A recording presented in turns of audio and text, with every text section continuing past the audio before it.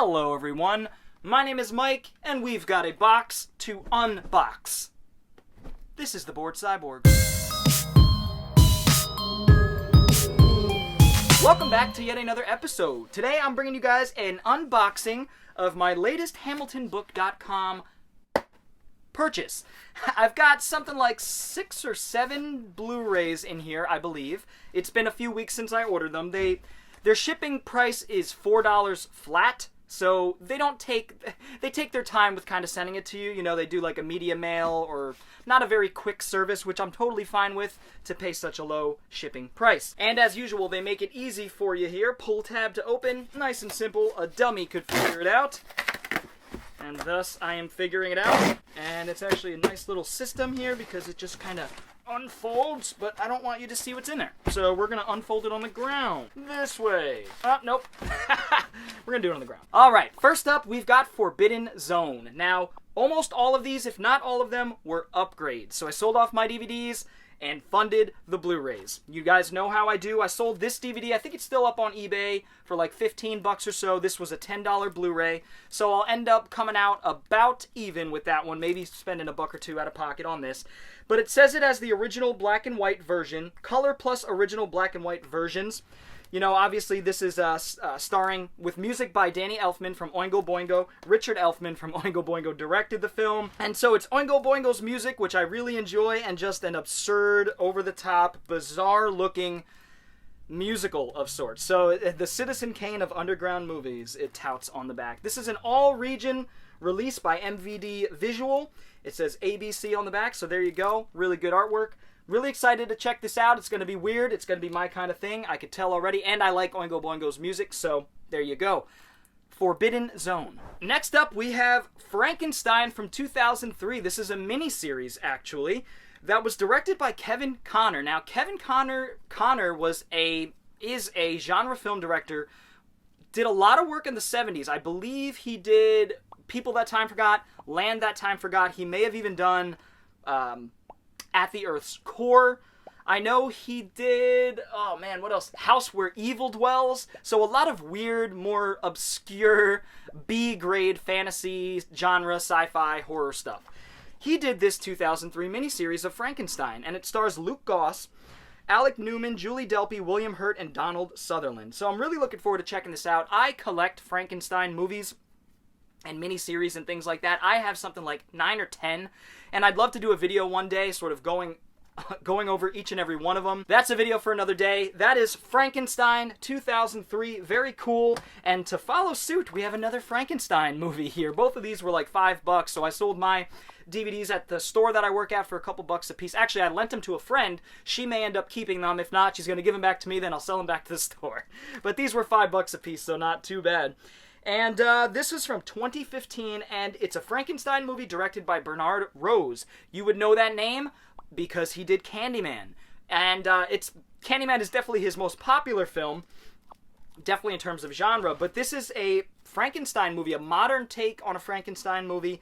Takes place in the modern day. Carrie-Anne Moss is in it, Danny Houston, Tony Todd is actually in it. So there's your Bernard Rose, Tony Todd Candyman connection there. So very cool. Frankenstein 2015. Again, looking forward to giving this a shot. Next up is actually a Blu-ray that I should have gotten like a couple years ago. Back when I got laid off from one of my jobs, the best job I ever had. I got laid off without much of a notice at all. And so I had a lot of things on eBay that I was selling to upgrade. One of those was Ground Star Conspiracy on DVD. I sold it for like 30, 40 bucks and just couldn't get the Kino Lorber release of the Blu-ray here up until now. Got this for $10. Can't beat it. I think it was 10. It might have even been less. This is a conspiracy thriller from the 70s, 1972, directed by Lamont Johnson. I know that name. He did a bunch of stuff in the 60s and 70s, I want to say. George Peppard, Michael Sarrazin, Christine Belford, James Olsen. So really, not too many names I know, save for George Peppard. The Ground Star Conspiracy is one that I definitely want to check out. I love the 70s. It's an era I haven't talked about enough on this film, but I know a lot about, and I really need to do a video just dedicated to 70s films. Maybe 70s crime films at some point. That would be awesome. I love 70s crime and action. Oh my god. Groundstar Conspiracy, I hope to add that to the list of films I love in this genre from the 70s. Groundstar Conspiracy. And next up, we have Dead Pit. Finally upgraded this one. The price was right. I want to say this one was more expensive. It was about $20. My DVD I sold, or is up on eBay right now, for around $15. So I was willing to come out of pocket a little bit for this one. It's a film I really enjoy. Brett Leonard directed this one. I believe it was his first. Brett Leonard would go on to do films that I actually really like Lawnmower Man. I know people hate it. He also did Virtuosity. He did a film called Man-Thing, which was the Marvel Man-Thing. It was an adaptation of that before Iron Man, before the Marvel Cinematic Universe. Either way, I like Brett Leonard's work. I think he's a unique director that was probably too creative for big studios to really deal with. And Dead Pit is no exception. A really fun movie with a little creepy Frankenstein monster-looking guy in the front, which always creeped me out. This is a Code Red release, so I'm accruing my Code Red movies. There's a lot of them, but I have a lot of the ones that I really, really want to own that I've seen in the past. Of course, I'd love to own more that I haven't seen to discover some of these films. But either way, Dead Pit, I wish I could talk about this more. I don't remember much about it. I remember it was a mental asylum, and there was a pit where the dead were rising or something outside. I remember rain and mud, and a very dark film, but I had watched it on like a cheap DVD or something. It wasn't the Code Red DVD I watched it on. Maybe I even pirated it back in my late teens, early 20s. Who knows? I don't remember. Either way, Dead Pit is one I'm happy to finally add to the Blu-ray collection. Code Red, awesome. Good price on this one. Not a great price, but a good price. The best I'll ever see it. So $20, I'll take it, and I'll make about $10 off of selling my DVDs. So not bad. And last, but certainly not least, I saved this bad boy for last. Gamera, the Showa era. Now, I sold off my Blu-rays of all of the old Gamera sets that I think Mill Creek put out. Sold off all of them because I knew I was going to want to get these Arrow ones. Now, I got shafted with my... Okay, long story short, Arrow released a Gamera set that was comprehensive, had everything in it. It was all in one set, it was beautiful, but it was a really low run. Now, I had gotten my pre-order in ASAP. I mean, like a couple days, I feel like, after they announced the pre-order, if that. Maybe even the day of. I don't remember exactly.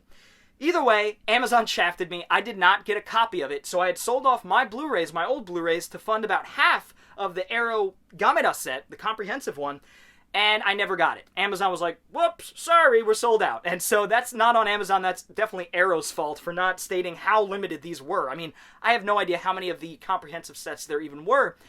What Arrow did, because obviously there was a lot of backlash, a lot of people wanted the Gamera set like me and didn't get it. I was willing to put the money up. They released 3 separate sets. Now, I picked up the Gamera Steelbook Heisei Trilogy from the 90s, some of my favorite, by Shosuke Kaneko. Kaneko Shusuke? Forgive me, I believe his name is Shusuke Kaneko, the guy who directed the Heisei Trilogy from the 90s. Either way, I bought those a couple weeks back. Didn't get it on camera, didn't show it off yet or anything. I planned it to in a What's in the Bag. But this is the Showa era set. So the old school Gamera stuff.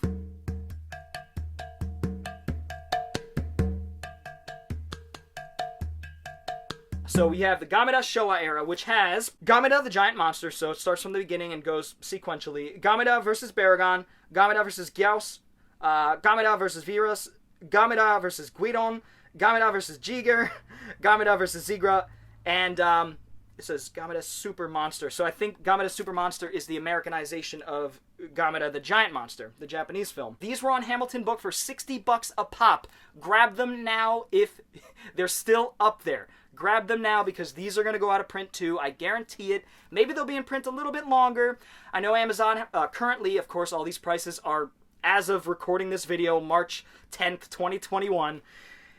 They're up there for like 70 plus right now. On Hamilton Book, they're 60 plus the $4 shipping. If you get a few movies, it makes it worth the bang for the buck. Really excited to have this. Let's crack it open. You know, this is, I'm not selling this. This is as comprehensive a Gamera set that I really need. Let's be honest. This is this is beautiful. Look at the color work here. They obviously were inspired by Criterion Collection to do the Gamera set. They were like, well, we can't get Godzilla, so let's get Gamera. At least it's Godzilla's sort of rival. It's the B grade the B-grade monster when compared to Godzilla, but I do love Gamera just as much, really, in a lot of ways. So a lot of fun movies. I haven't seen many of these, to be honest, only a few, but I like what I've seen. So we have Gamera vs. Jiger, so I'm just going to show these off one by one. Very cool. Obviously newly commissioned artwork. It's beautiful. And let's crack this one open. Tons of special features here. Oh, it's got the original Japanese artwork!